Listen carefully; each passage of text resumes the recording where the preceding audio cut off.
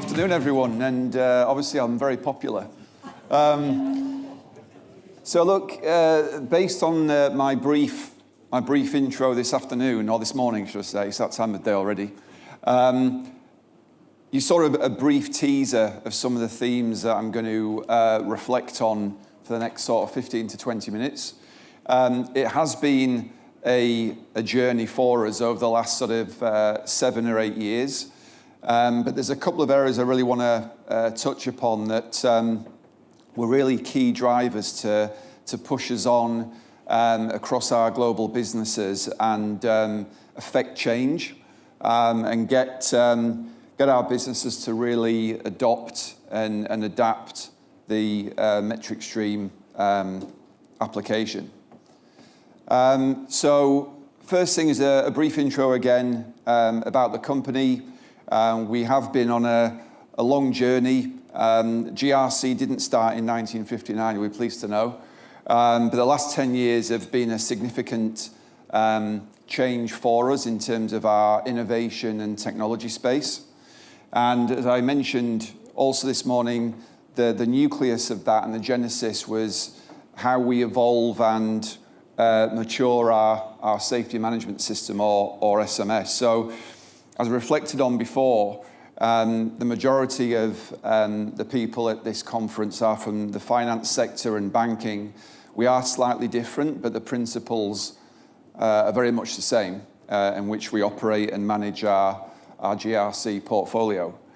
So the SMS is fundamentally important, and what we've done over the last sort of 3 to 4 years, particularly as we've gone through the evolutionary journey, is start to focus on the people, the process, and also the system aspects as well. So we were mindful right from the start that to get people on board, you've got to keep things simple.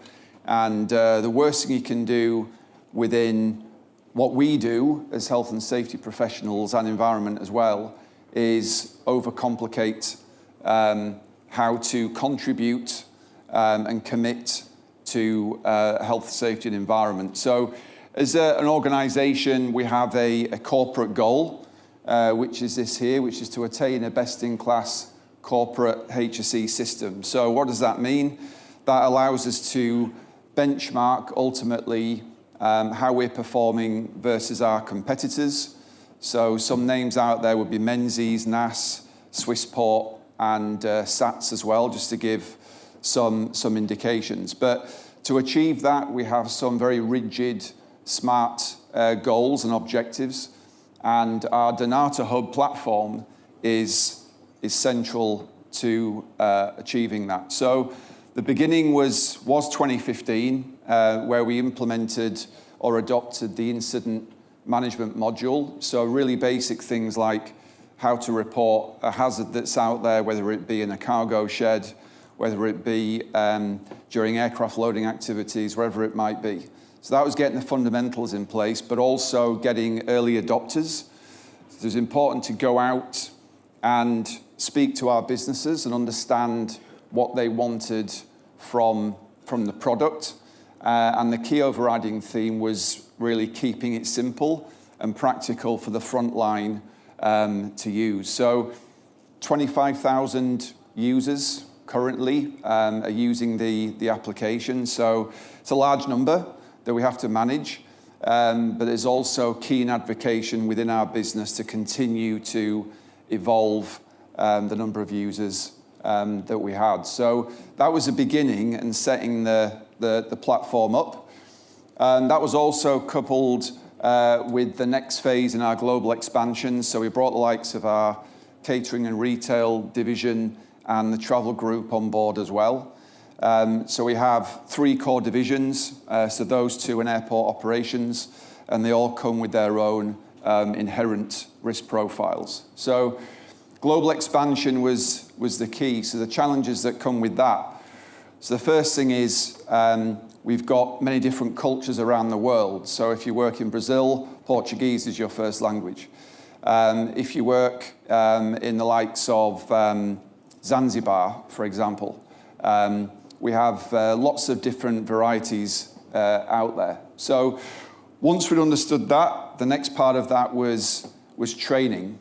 So you can imagine with the large scale of the organization, training was absolutely fundamental to get people on board with the application. So we got past that hurdle and we started to drive a one dnata approach and themes across the business for adoption purposes. Then continuous monitoring. So we've now laid down the fundamental pillars so we can report incidents and also hazards that are out there. The next piece of work was around effectiveness. So how do we go out there and determine whether our safety mitigation controls are effective? So we do that through our stop observation program. So that's now something over the last sort of 3 to 4 years has been available through a QR code on the mobile applications. And now phase 4, which is our next big step change, is we've got the advocation. It's a maturing piece of technology within the business. And now it's a case of how do we take it to the next step. So we've built a really good rapport and level of governance with the team in MetricStream, particularly over the last sort of 2 to 3 years. We've got very strong SLAs and performance indicators around what we expect from the application. But now it's a case of how do we push on? How do we simplify the technology that we've got for our global usership group? And I'll give you one example of that would be the QR codes. I had a recent complaint by one of our leaders that, I can't automatically refresh the QR code. Well, compare where you were 12 months ago, and it's been a whole sea change. So we're at that level of immaturity now, or maturity, should I say, that we are now building on to the next stage in our GRC evolution. So this is an important indicator as well, just to give an idea, an overview of our usership. So we have a number of different applications within the platform: documentation management, de-auditor, reporting observations, and performing incident analysis, and also reporting incidents. So we've evolved this over time and individually evolved the applications that are available to us. So leadership tours. So we do have strong scorecards around our health and safety governance model. So the first one is leadership right from the very top. So using what we call the leadership stop or LSTOP application on the mobile devices, all of our senior leaders have to go out and perform a minimum of one LSTOP check per month. So that means going to our blue-collar workers on the front line. It could be a cargo warehouse in Dubai. It could be in the ULD storage area in Zanzibar, for example, and to do safety stand-downs as a duty of care for the leadership team. So that is then recorded and uploaded into the dnata Hub platform. So we have, like I say, a monthly scorecard, and the senior team can then verify and determine performance and compliance to the LSTOP. Then we have the stop, which is designed for all frontline workers. Very popular. Any month in Dubai, we can have up to 7,000 or 8,000 stop observations. Great to see the number of volumes coming in, and also it indicates a lot of good investment in technology, but also in the tool itself. Incident management, yeah, pretty straightforward, and that was the genesis of the journey that we've been on. So we can report safety incidents, and also corrective action plans can then be implemented and addressed. So de-auditor has been another step change for us. We're able to develop checklists within the application, so we can go out there and perform safety inspections, compliance audits anywhere in the world with bespoke checklists based on various activities. And this has been really successful in terms of the rollout as well. Documentation management system. So we have our manager documentation management here today, Irina, to answer any questions. The DMS has been a fundamental change for us. So we have the ability to record and determine anyone around the world that's been able to verify and acknowledge a document that has been published within the system. So that could be a safety alert, it could be an SOP, it could be a new manual, you name it. We publish it through the DMS platform.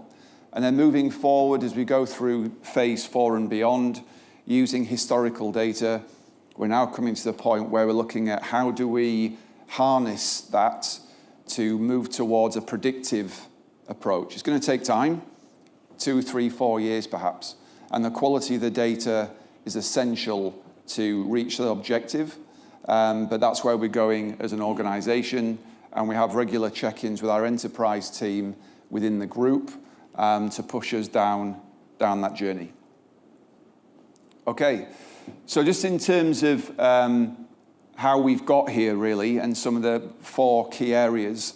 So the first I touched upon was making sure that we have the support there. So if we're going to implement a new platform, it's essential that there's, apart from advocation, we also have the ability to support our global teams rather than saying, here you go, run away with it. We had a firm support framework and governance around delivery. Training I've touched upon was absolutely fundamental, and the training that someone gets in New York, it would be the same as in Sydney or anywhere else. Consultation, we can't move until we get the advocation from our leadership teams. And something which I'm very proud to mention is the fact that throughout this journey there's been very strong sponsorship from the very top of the dnata organization. And the beauty we have within our sphere is that we have one platform across the global business.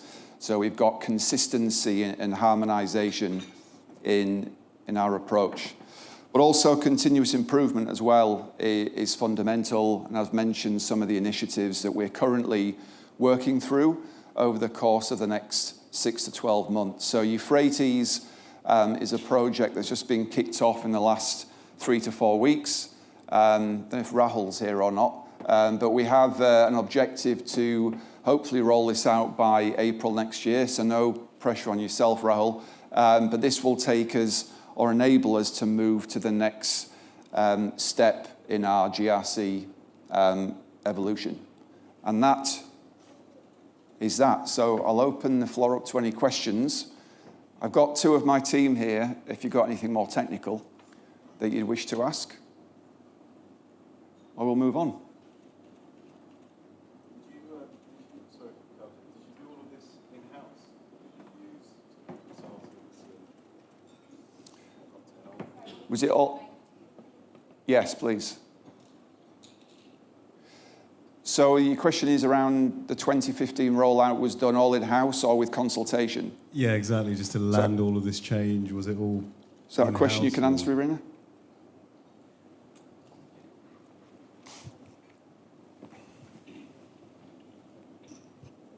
Hello, I'm Irina. I'm the representative of dnata, and I'm responsible for the PDMS practice, which is the MetricStream solution. With regards to the implementation, it was a long journey for us, and I think the first and the utmost importance is that we have developed the right rapport with the vendor itself, and we have come into that partnership so that it will enable us to to implement the system as soon as possible and in the most effective way. However, we also established the internal support, which was in-house. So we have the first-line supporters, and we have a team which is located in Clark in Philippines, which helped us to implement the system. And so we used the internal resources in majority of the implementations of different modules on the same platform. And that was quite successful implementation, but it wouldn't have been done without the support of MetricStream for sure, because it was a long journey. It was the new initiative for us, and we had to make sure that we consider all the possible risks during this journey. Maybe John, if you can add. Yeah, I think mainly our consultation was directly with MetricStream, along with our internal team. So that was really a direct approach.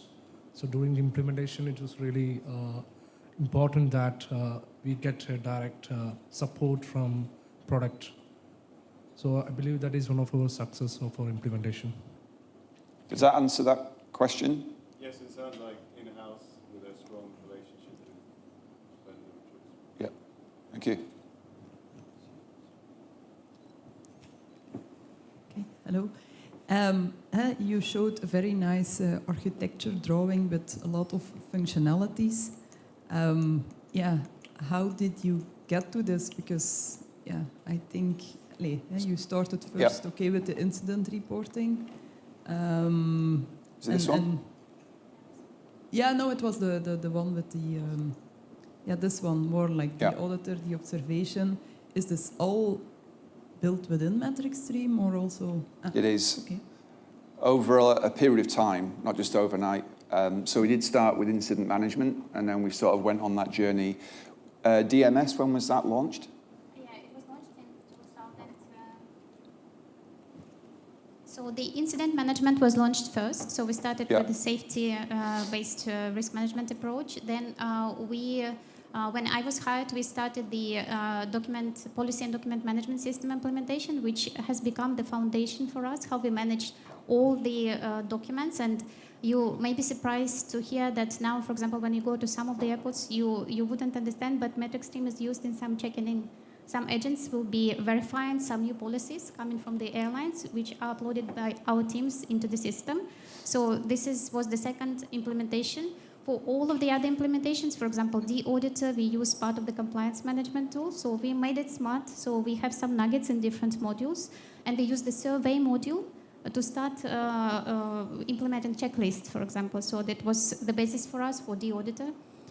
Stop observation, it's a mobile application based also on incident management and also on the compliance management tools. We have operational risk management, which is a journey for us now. So we are trying to follow, and all the analytics is built on top. We have the BI professionals and different analysts working on that. And it's all MetricStream solution, and we hope that we could see a really brilliant presentation today and yesterday about the Euphrates 2. So already excited about the analytical capabilities and also about the dashboards, which we try to build on top of MetricStream, because we thought that there is a need for this, to have something on top of that. But I think at the moment we will be looking forward as well for Euphrates 2, I believe. Because it covers all of our requirements. Yeah. So this is pretty amazing in terms of the scale of what you guys have deployed. I have a question. When you are dealing with so many large users, how do you think about kind of constantly keeping the user base trained so that some of the changes or the new features, functionalities, or even changes in the GRC kind of landscape that they're trained on to be able to adopt things and adapt to things as things happen in the system, but also in the regulatory environment and the broader kind of dnata environment? So communication is obviously key, but do you guys want to, as the SMEs, take that one on? So first of all, we have a strategy consulting forum where all the change management process has been reviewed. And towards the business, each business have SMEs or champion users who are responsible to communicate within their business. And that's how we mainly focused on change forums and changes happening in the application. On top of that, we have computer-based training program. For each applications, we have developed a computer-based program, so users or business can roll out the application in an agile way, so they don't have to go through all the user manuals and all the traditional materials just to familiar with the application. And again, if they have more guidance required, the corporate team is there as a team to support them, and that's really going well. Helpful overview, David. How is MetricStream used from your senior level? I see kind of you push out various reports. Where we struggle a bit is kind of it's heavily used as part of the GRC organization. You actually still produce kind of offline reports, which are then kind of shared to risk committees, etc. Do you use it as a live tool, as an example, in your risk management committee?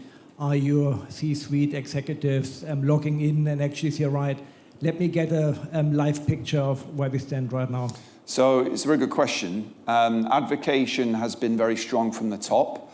However, using it has been a bit of a challenge. So when we developed the L-stop, we deliberately kept it simple. So their interaction with the system in a live environment is pretty much the L-stop, which is like 5 questions, and they can do it in 10 minutes just to fill it out.